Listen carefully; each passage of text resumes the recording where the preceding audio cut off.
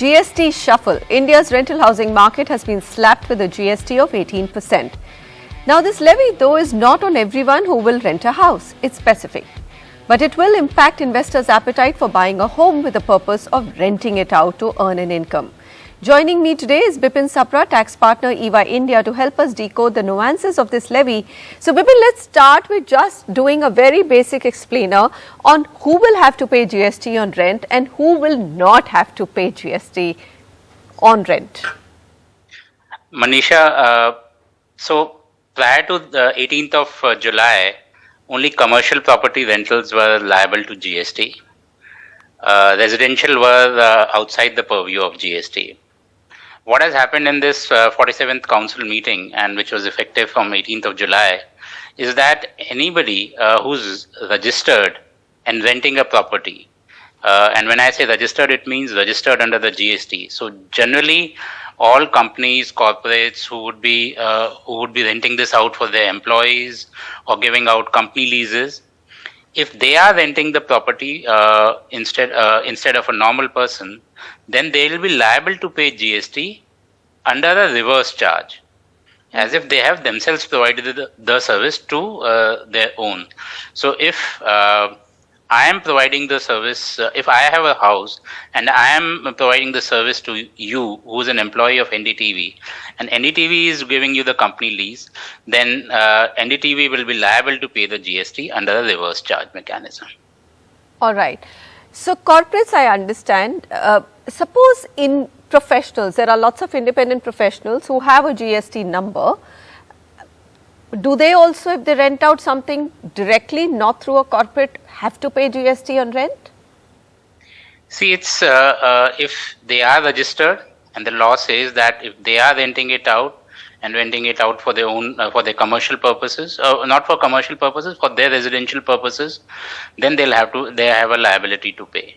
And is this adjustable, because GST is a value added tax, and sorry if I'm doing a little bit of a dummy's guide here, but is it adjustable? Because, you know, let's say I charge NDTV a fee and it has GST on it, but then if I'm taking services from somebody else and I'm paying them 18% GST, it kind of, there is a back entry and adjustment.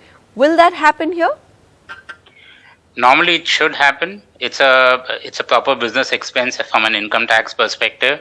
However, GST specifically debars it from a credit perspective if something is being used for personal consumption of employees. And this will get treated as a personal consumption of employees, and the credit should normally be not allowed. So, are you worried that, you know, the whole lot of professionals like the lawyers and the independent consultants that you have, the doctors, all of them, if they're renting their homes and are GST registered, will actually now get also impacted? Corporates will take it, you know, they can absorb it. But I'm talking about these individuals.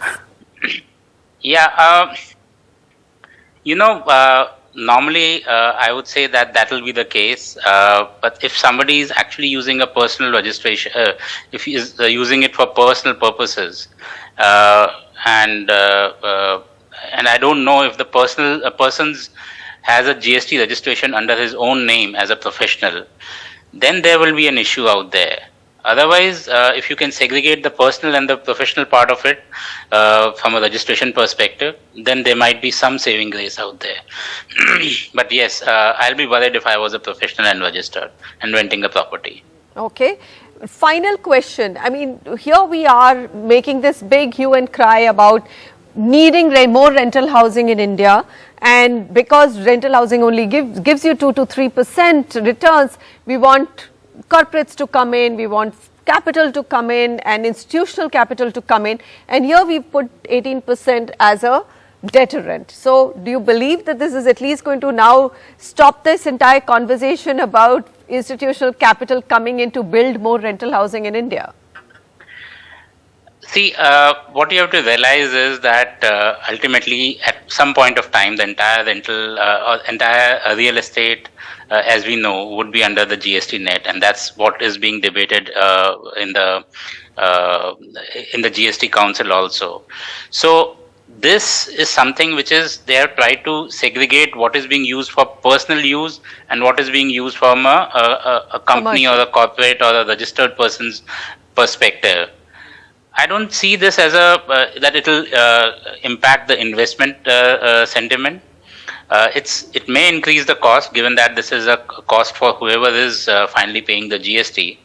But overall, I don't know what percentage of people in the corporate sector or the formal economy are really renting out land and renting out. It's a very, very small percentage. So I think there's more fear than actually the impact on ground. Bipin Sapra, thank you very much for joining us and clarifying that bit. And to all of you, thanks so much for joining us on the Property Show. I'll see you same time next week. Goodbye.